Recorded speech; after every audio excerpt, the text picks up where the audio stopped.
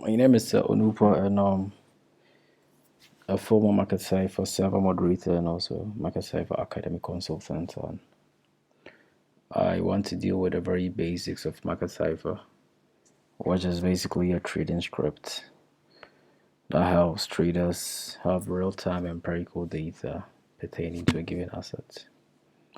So a few disclaimer here is basically not a financial advisor, so neither do I also have the financial license to treat every information that I provide as my opinion, and it's in your own very best interest to do your own research as well.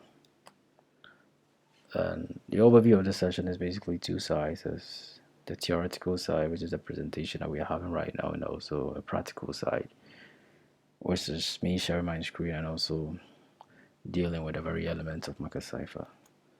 So obviously at the end of this session, you will be able to understand the very basics and also develop your trading skills and build your own trading confidence using the script. So basically what is market cipher is a trading indicator or a script that more or less simplifies your trading using accurate or real-time meaningful strong algorithms that gives insight to a given asset at a very point in time. And it's made up of two structures. We have the structure A and also we have the structure B. So the structure A, basically it is how I represent the structure. It's made up of signs and symbols, and the structure B is made up of oscillators and waves. So I would probably say that structure A is my road signs, and the structure B is also my Google Maps, because road signs are static algorithms, they don't move, and Google Maps, they move. So I prefer using Google Maps to represent my market cipher B. So in market cipher, we have different elements of road signs, and each of them has its influence on price. But again, there's a big difference between your road sign and there's a very huge difference between your Google Maps. When you're traveling, you probably might rely mostly on your Google Maps than your road signs, simply because your Google Maps essentially gives you real-time empirical data with your journey. Your road sign seems to be static. They have been printed or probably been installed years ago, and it works the way it's been designed to work by telling you a distance ahead, or let's say if there's a roundabout ahead, your road signs essentially gives you that data. So this is one version or one variety of a road sign that we are dealing with, which is called a green dot. And it's anytime you see green, green is like a bullish indicator, and it's mostly reliable on a 6-hour time frame or higher. Then we have your yellow and red diamonds. So basically these are just varieties of road signs. Like I said, we have, let's say, 10 kilometers up ahead, we have a sharp curve. We have, so you have different varieties of road signs, and all of them have different functional abilities or different functional meanings. So this is another variety of your road signs, which is your yellow and red diamonds. And basically yellow and red diamonds are trend strength indicators, and yellow indicates a bullish continuation, while red is more or less like a weakening of a trend. So like I said, these are different elements of your road signs, and these have different functions. So the next one is the red X, which is again a bearish indicator, and it's similar to like your red diamond or your red dot. Again, this is just an element of market cipher A or your road sign. So the next one is your yellow X, and it's also a bearish indicator, and it's also intended to indicate high volume and also rapidly bought up and sold short. It's like, again, a different variety of your road signs that has an impact on the very direction of price. And the next one is again a blue triangle, which is more or less like a trend reversal indicator that indicates a possible reversal of a previous trend, not necessarily on an upcoming trend, but your previous trend. If we were bearish in your previous trend, it means there is a trend reversal upcoming, there is a bullish trend upcoming. So again, these are just fragments or pieces of data that helps with your trading decisions, but your entire trading decisions shouldn't be predicated towards just a single variety or element of a road sign. Just because you saw 10 kilometers doesn't mean you have to be driving 10 kilometers all the time. But we have different varieties of road signs that also helps navigate your way around. So the next one is again a bearish indicator, which is a blood diamond. Again, anytime you see you see red, it's like a bearish sign. It's a warning sign. Again, we have warning signs when you are traveling. So again, these are just road signs. So the next one is the EMA Arabian exponential moving averages. Again, these are another varieties of road signs, and these are averages of lengths and used to determine strength as well, and they can also be used to identify key areas of support and resistance. Again, these are just varieties of road signs, and is it enough to primarily or base your whole trading decisions on just a single fragment of a data or a single fragment of a road sign? Or how do you trade? Do you trade specifically on just signs, or do you trade specifically on Google Maps or road signs? So we are done with the first. We are done with the first structure of market cipher, which is the market cipher A. Now let's go to the market cipher B, which is more or less like your Google Maps. So if road signs are statics, then Google Maps moves. They are dynamic. They move. So these are oscillators and these are waves. They move in accordance with time. And this is how you realize this is what market cipher does. It makes you realize that trading is more or less like a directional affair.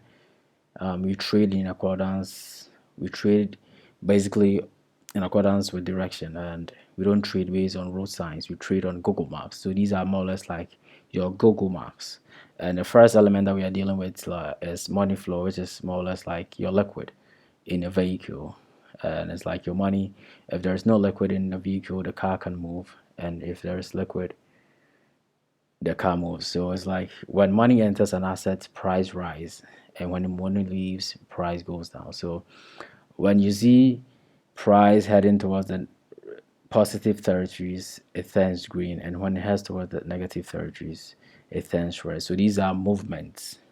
And again, is it enough to trade or make your entire trading decisions on just this single fragment of data or this single fragment of oscillator or wave?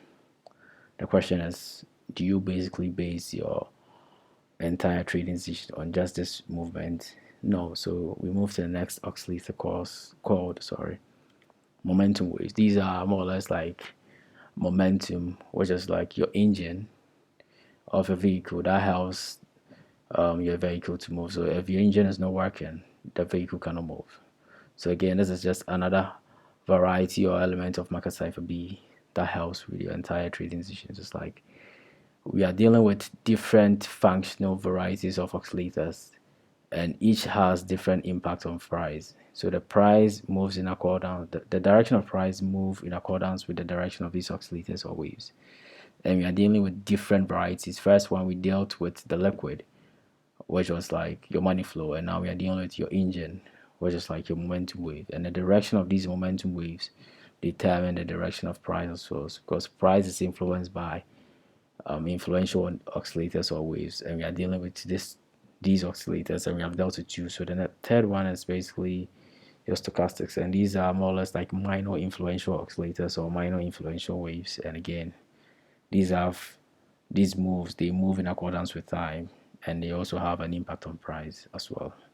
So we are dealing with different varieties. With time, you realize that we have different ways of affecting price, or different influential oscillators or waves that affect the very direction of price. In other words, price move in different varieties. Sorry, price move in different angles. Is either up or down, or it consolidates. And all of these oscillators has influential or has impact on the very direction of price. So the next one is RSI, which is again another form of market cipher V, of a different variety of market cipher B. And VWAP is also another momentum wave. Again, it looks like your money flow, but it's not your money flow. This is more or less like a momentum wave, and I would say this is like my table.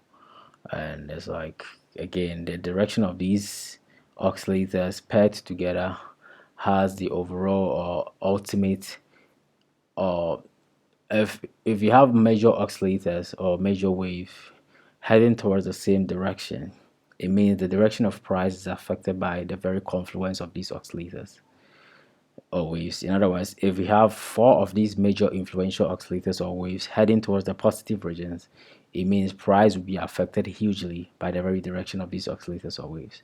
So in other words, these influential oscillators have direct influence on price, and price reacts with the very direction of these oscillators. So if we have more than three or four heading towards the same direction, it means price will be affected as well. So the last one is more or less like your dual band strength. These are more like a tensional algorithm that are represented by numbers, and it shows the tension between buyers and sellers. Obviously, buyers are trying to put the price up by buying more, price goes up, and sellers are trying to put the price down by selling more. So if you have a higher number, let's say you have 13 and we have 1, it means the sellers are more or less powerful than the buyers. So the buyers are subservient to the sellers. So price reacts towards the very direction of the sellers or buyers, respectively. So this is just a fragment of data dealing with a very tensional strength index, and we are done with a very theoretical side. And obviously, summary is market cipher is a structure of indicators and oscillators. Indicators and signals are market cipher A, and oscillators and waves are market cipher B. Obviously, indicators are static, oscillators moves, and indicators prints out. And you can also call them as road signs and Google Map, and both can be used together and can literally give you a smooth trading journey. So this is the very end of our section A. Let's deal with the practical side, which is section B. So obviously, you can realize these elements that are at the top here are your market cipher A element, and like we said, these are blood diamond, and these all have impact on price. Realize when we registered a blood diamond here, price fell. Another blood diamond here, price fell. And a double yellow axis means that a confluence of bearish indicators or signs. Price also fell hugely here. You can realize the impact of price was huge here, and registered another yellow axis here, and price fell. And the green dots represent a bullish signal, so price obviously rose here. But again, these are just road signs. These are just your road signs, and these are not your Google Maps. These are just your road signs. So basically, these are different varieties of road signs, and each has its impact on price. But the question is, these are minor influences. The major influences are your oscillators and waves, and price also move in accordance with your oscillators or waves, and these also have huge impact on the price as well. So this is just a basic overview of how market cipher works, and the subservient videos I'm going to deal with each element and touch each road signs and each Google Maps respectively. And this is just a beginner's video, and it has to be simplified because market cipher overall is a simplified algorithm or a simplified script, and there's no need to express or use technical words. We can use normal familiar words that can help explain this script to us. So I chose to use road signs, and I chose to use Google Maps here. Evidently, your Google Maps moves and the road signs are static. So I really wouldn't want to take much of your time. I want to end the section here. Just a basic overview. So have a nice time. Be good.